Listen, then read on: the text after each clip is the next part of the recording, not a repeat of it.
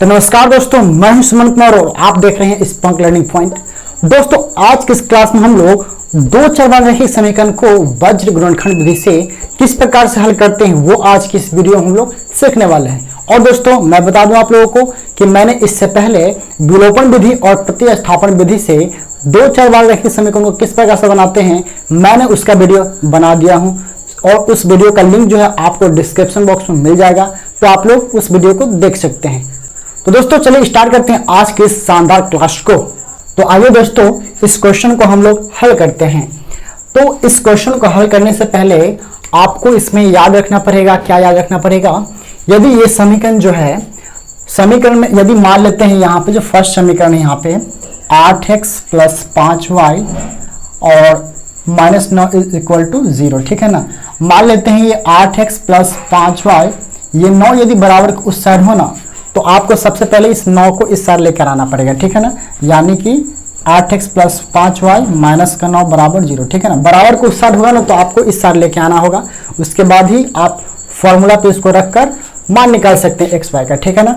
यदि आप 9 को उधर ही रहने देते हैं, चाहे कोई भी संख्या हो, तो यदि उधर रहने देते हैं और आप फॉर्मूला लगाते हैं तो आपको दिक्कत का सामना करना पड़ सकता है। तो यदि बराबर को उधर कोई संख्या होता है तो आप सबसे पहले इस साइड लेकर आइए, उसके बाद आप सूत्र का प्रयोग करके वैल्यू निकाल सकते हैं, ठीक है ना। तो आई होप कि आप लोग समझ गए होंगे। तो चलिए स्टार्ट करते हैं हम इस क्वेश्चन को। सबसे पहले आपको लिख लेना है, ये जो 8 है ये क्या है, a1 कितना हो गया, 8 हो गया, ठीक है। a1 हमारा 8 हो गया। उसके बाद ये जो है 5, ये क्या है, b2, यानी b2 हमारा क्या हो गया, 5 हो गया, ठीक है। और जो लास्ट वाला शेष हुआ ना, ये हमारा क्या है, c, यानी कि c1 कितना है, -9 हो गया, ठीक है ना। a1 8 और b2 5 और c1 कितना हो गया, -9 हो गया, ठीक है। चलिए, उसके बाद सेकेंड समीकरण जो है 3x + 2y - 4, तो इसे हम a2 के श्रेणी में रखेंगे। a2 बराबर कितना हो गया, 3 हो गया। उसके बाद ये जो है b2 बराबर कितना हो गया, 2 हो गया। उसके बाद लास्ट जो -4 हो गया, ये क्या हमारा है, c2 बराबर क्या हो गया, -4, ठीक है ना। तो इतना हमें लिखना पड़ेगा। इतना लिखने के बाद अब हमें इसको किस प्रकार से बनाना है, इसके लिए एक सूत्र होता है।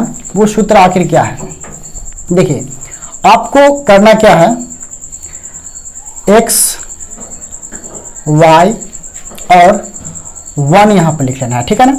x y 1 है ना, इसका हम सूत्र का निर्माण कर रहे हैं।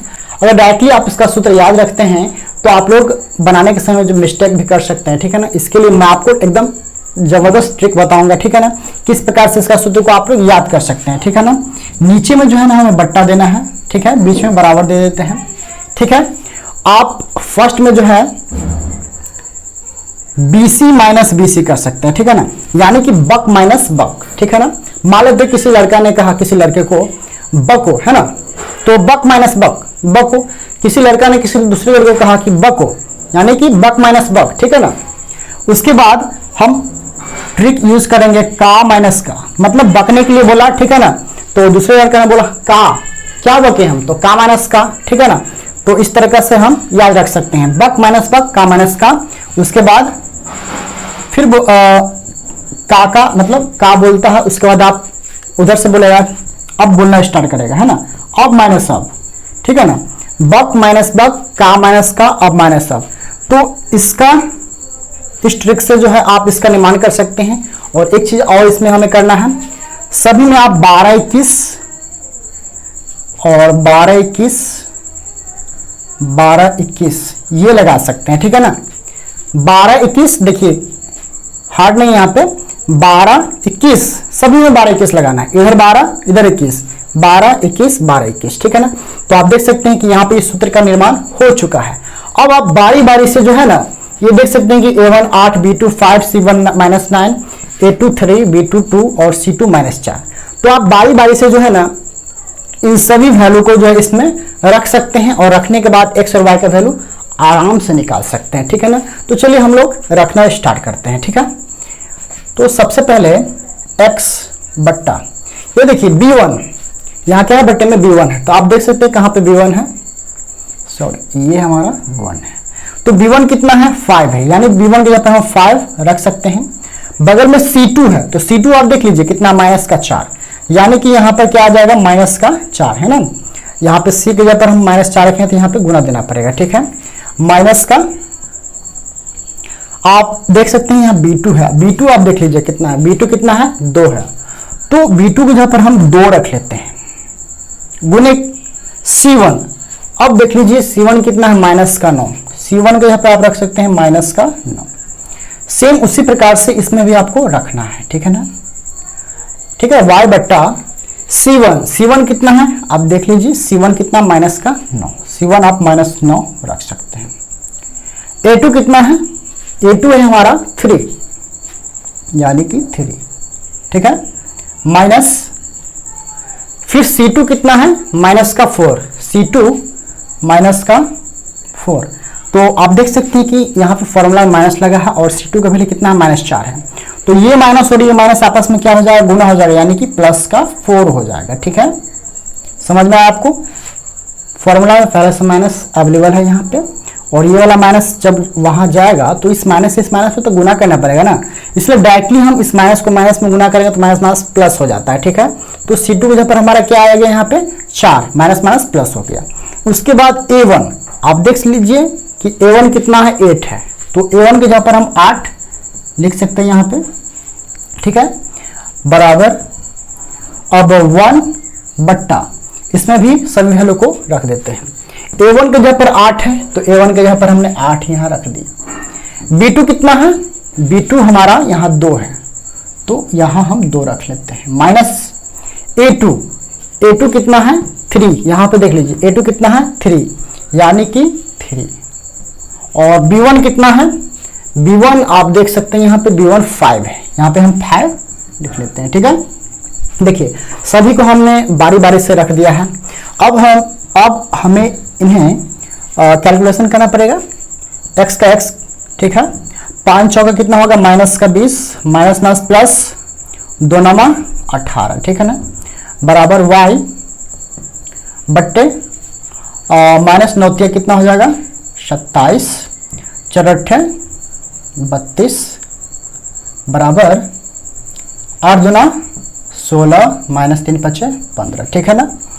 अब इससे आगे बढ़ाते हैं तो क्या हमें मिलता है, एक माइनस है और प्लस है, यानी कि अलग चिन्ह होता है तो हमें इसे क्या करना पड़ता है, घटा देना होता है।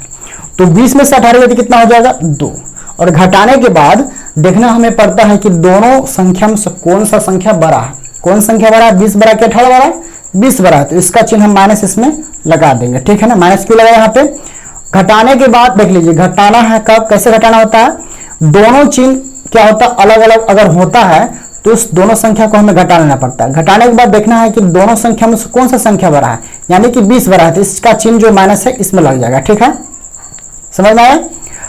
उसके बाद क्या कर सकते हैं, यहाँ पे y का y, इस दोनों को भी आप बताइए, आप इसको क्या करेंगे, घटाएंगे, जोड़ेंगे, एक माइनस एक प्लस है तो इसको भी हम घटा सकते हैं, यानी कि 32 में 87 कितना हो गया, 5 हो गया। अब बताइए कि यहाँ माइनस लगेगा कि प्लस लगेगा, देख लीजिए 32 और 27 दोनों में से कौन बड़ा है, कौन बड़ा है, 32 बड़ा है, तो जो संख्या बड़ा होगा उसका चिन्ह इसमें लग जाएगा, यानी कि प्लस का 5, तो प्लस आप लगाइए या तो नहीं लगाइए, ठीक है ना, बराबर। अब 1 बट्टा 16 में से 15 कितना होगा, 16 में से 15 गया तो 1 हो जाएगा, ठीक है ना, काफी इजी है यहाँ पे। अब हमें क्या करना है, x और y के वैल्यू निकालने के लिए इससे आगे हम कैसे बढ़ेंगे, काफी इजी है, कोई दिक्कत लेने वाली बात नहीं है। आपको अब करना क्या है, आइए देखते हैं। देखिए आपको करना क्या है, ये तीनों क्या है, इक्वल है, एक दूसरे के बराबर है, तो आपको एक बार क्या करना होगा, इतना बराबर इतना कर लेना है, ठीक है ना। देखिए कैसे करना है, यानी कि x बट्टे -2 इज इक्वल टू 1/1, ठीक है ना। एक बार हमें इतना बराबर इतना कर लेना है, तो इससे हमारा पहला x का वैल्यू निकल जाता है। आप इसे कैसे गुना कर सकते हैं, x से कम x और 2 कम कितना हो गया, -2, देखिए x का वैल्यू हमारा निकल गया, ठीक है ना। अगेन अब जैसे कि हमने इतना बराबर इतना किया, तो इसी प्रकार से हमें इतना बराबर इतना कर लेना है, ठीक है ना, यानी कि y बट्टा 5 इज इक्वल टू 1/1, ठीक है। अब आप इसे भी क्रॉस मल्टीप्लीकेशन कर सकते हैं, y कम y और बराबर 5 एकम 5। तो आप देख सकते हैं दोस्तों कि हमारा x बराबर -2 और y बराबर कितना आ गया 5 आ गया। तो यही हमारा आंसर हो गया, ठीक है ना। तो बाजरे गुणनखंड विधि से हमें इस फॉर्मूला को ध्यान रखना पड़ेगा।